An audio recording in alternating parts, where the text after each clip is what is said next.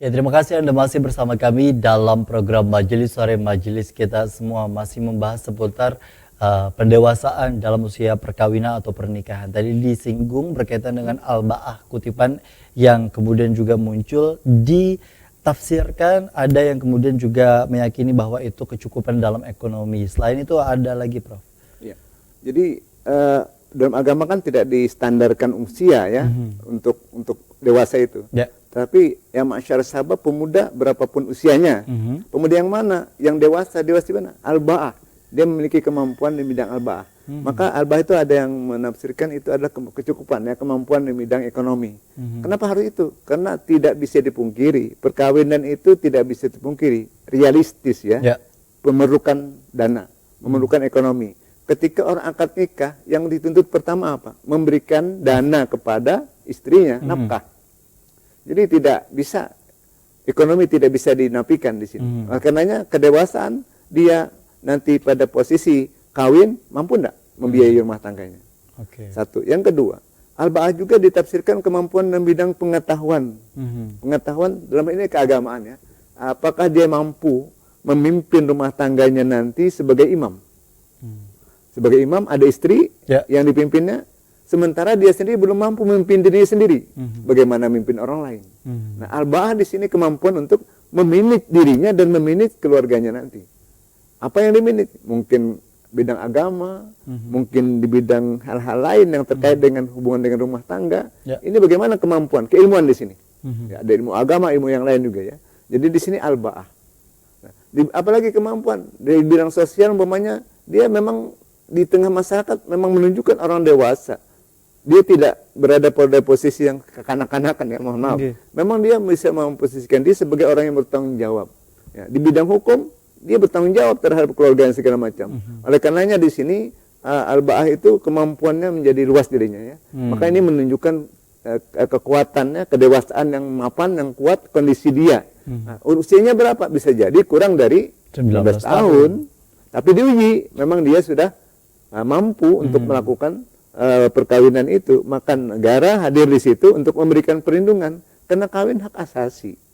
Negara tidak membatasi Anda tidak boleh kawin umur 19, tapi nanti kalau Anda umurnya kurang dari itu, dites dulu di pengadilan. Ketika menilai cukup, berarti diberikan akan ada dispensasi. Akan ada dispensasi. Baik itu laki-laki ataupun juga perempuan. Baik laki-laki atau perempuan akan dilihat di situ. Baik, tapi seringkali al-ba'ah di sini dalam sudut pandang ekonomi seringkali banyak dijadikan itu semacam batasan atau acuan, Prof. Di mana ketika seseorang kemudian juga mengatakan bahwa memang pernikahan itu memerlukan yang namanya ekonomi, kemudian juga memerlukan akan uang dan lain sebagainya, kita yakini dan pahami memang itu benar begitu. Tapi seringkali ada batasan-batasan tertentu untuk kemudian juga seseorang itu setidaknya memiliki penghasilan yang tetap misalkan.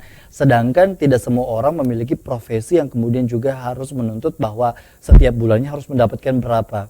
Nah, tapi dengan kondisi seperti itu, apa kemudian juga hal yang dapat kita pahami dari sudut pandang lain bahwa kecukupan ekonomi di sini bukan hanya dikategorikan sebagai orang yang kemudian juga mampu memfasilitasi mobil, rumah, dan lain sebagainya. Tapi di satu sisi, nafkah seperti apa atau kecukupan ekonomi seperti apa yang memang idealnya dikategorikan oleh agama kita, oleh Allah tentunya meridhoi bahwa seseorang itu memang sudah berhak untuk menikah. Iya. Tidak ada juga tuntutan yang tinggi ya. Berarti dia sudah mampu memberikan nafkah kepada istrinya, minimal itu. Mampu rumah tangganya. Berapa penghasilannya itu tidak ada juga batasan gitu kan. Apakah untuk makan sehari-hari dan dirasa untuk memenuhi kebutuhan makan saja, misalkan ada yang sudah ibaratnya dapatnya berapa, kemudian cukupnya hanya untuk makan dan itu sudah dirasa masuk dalam kategori nafkah? Ya, kira-kira terpenuhi sandang, pangan, dia bisa hidup di situ. Dan sang istri kan dia tidak ada masalah, tidak ada tuntutan kan memahami bagaimana kondisi suaminya. Makanya kedua-duanya kan teruji jadinya. Dia memahami kondisi suaminya seperti apa dan sang suami memahami kondisi membutuhkan berapa, mungkin dipahami segala macam, masih mereka rela untuk bisa hidup bersama di situ membangun rumah tangga dengan kebersamaan, mereka berjuang untuk mempertahankan rumah tangganya, kan mereka tahu kan, mereka tahu kondisi suaminya seperti apa, kondisi istrinya seperti apa. Mungkin sang istri tidak juga menuntut banyak kepada suaminya karena dia tahu kemampuannya seperti apa. Karena tentang nafkah tidak ada batasan yang maksimal dan minimal juga kan. Artinya di sini peranan istri bisa dijadikan sebagai salah satu juga tonggak paling utama, karena banyak sekali juga terutama di masa pandemi, walaupun memang tidak ada data secara khususnya begitu ya, bahwa memang tingkat perceraian memang benar-benar marak terjadi begitu Prof. Terutama alasannya tidak lain tidak bukan adalah karena ekonomi. Jadi di sini memang peranan istri untuk kemudian juga memahami bahwa pernikahan itu tidak hanya serta-merta tentang suami, tapi juga tentang bagaimana caranya untuk bekerja sama di antara sebuah rumah tangga. Tapi memang benarkah seorang istri ketika kemudian juga memang dijelaskan dalam agama bahwa memang mendapatkan haknya untuk nafkah dan lain sebagainya, tapi ketika di satu kondisi seperti ini kita tidak pernah tahu Prof, apakah misalkan juga ketika istri bekerja untuk membantu suami itu juga bagian dari menjaga keutuhan rumah tangga? Itulah kuncinya tadi ya, kedewasaan. Itu bentuk Kalau kedewasaan. dia dewasa, dia memahami suaminya. Tapi seringkali karena tidak dewasa, tidak memahami, karena tidak dewasa, kondisi istri, kondisi seperti apa, dan kondisi pandemi seperti apa, pekerjaan seperti apa. Kalau dia dewasa, dia paham, dia mengerti bagaimana suaminya, maka akan bisa bertahan rumah tangga seperti itu. Tapi karena dia mementingkan kepentingannya, berarti belum ada kedewasaan ya. Baik. Untuk hidup bersama. Nah kalau dia dewasa, paham kondisinya seperti apa, nah pada saatnya suami harus dibantu, mungkin dia turun tangan membantu suaminya dengan cara menambah penghasilan, karena dia dewasa. Tapi kalau tidak dewasa, dia hanya, aku kan wajib nafkah oleh suamiku, diam aja. Tapi bukan berarti juga para suami di sini dalam artian lalai dalam menunaikan kewajibannya begitu Prof. Iya, pasti. Melihat istri yang sudah bekerja dirasa sudah cukup, lalu kemudian juga di rumah saja tanpa mengerjakan apapun. Nah, suami tetap dituntut tanggung jawabnya sebagai kepala keluarga. Dan itu sampai akhir membantu. Sampai kapanpun suami itu punya beban kewajiban seperti itu, memberikan nafkah pada keluarganya, termasuk istri dan anaknya. Kecuali ada hal-hal tertentu misalkan sakit ataupun juga hal-hal darurat lainnya. Hal-hal kayak gitu kan bukan dari kuasa syar'i namanya ya. Jadi makanya tadi sang istri paham ya. Kenapa dia paham? Karena dia memahami. Orang dewasa itu kan memahami dirinya dan memahami orang lain.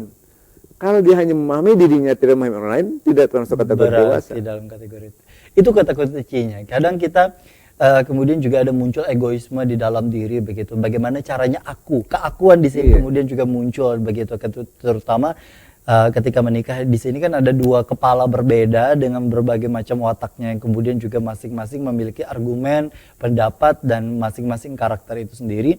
Ketika disatukan pasti ada saja hal-hal yang kemudian juga memicu atau kemudian juga menambah konflik di tengah rumah tangga. Tapi terlepas dari itu semua Prof, ketika kita menjalankan yang namanya atau ya mungkin bagi mereka yang ingin menikah begitu Prof, ada saja kan halangan-halangan yang kemudian juga dalam hal ini balik lagi kepada budaya, misalkan dalam hal ini jujuran kalau orang Banjar begitu ya, atau kemudian juga ada beberapa hal-hal yang dirasa perlu untuk dilangsungkan seperti resepsi, kemudian juga hal lainnya, sehingga para laki-laki terkadang merasa terberatkan dengan kondisi seperti itu.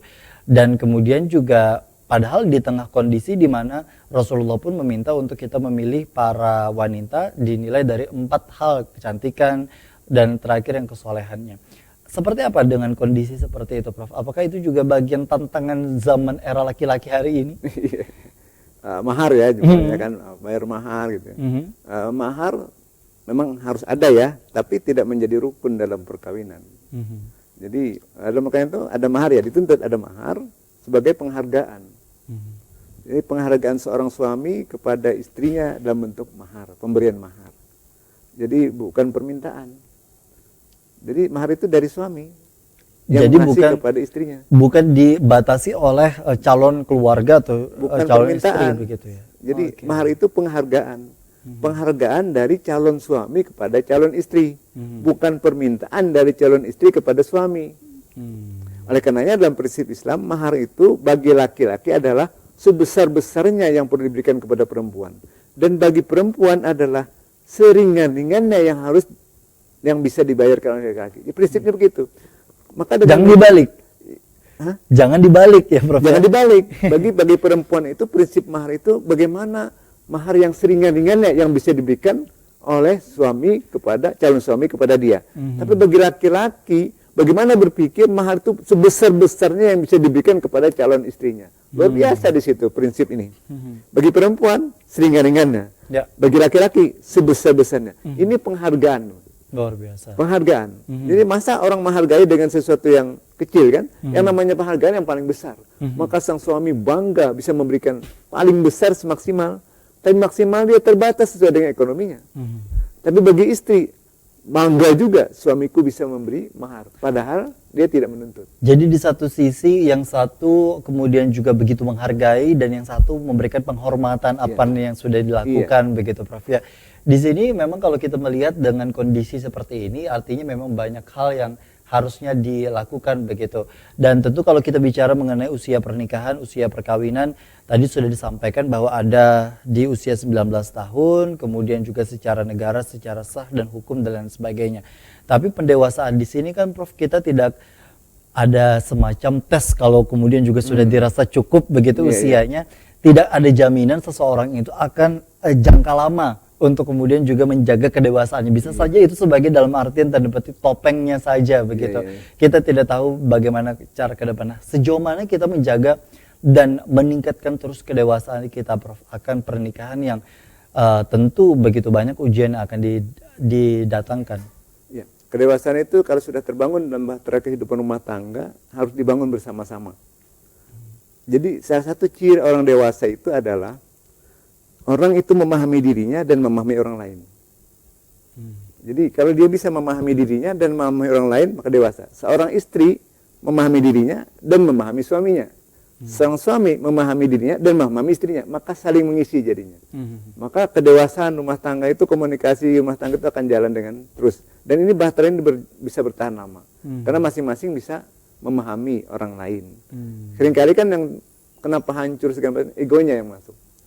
Merasa paling benar dan muncullah konflik-konflik yang kemudian juga aib-aib dan lain sebagainya dirasa perlu untuk disuarakan begitu Prof ya. Karena itu tadi bentuk ketidakdewasaan, kurangnya memahami dan kemudian juga tidak bisanya memahami akan orang lain.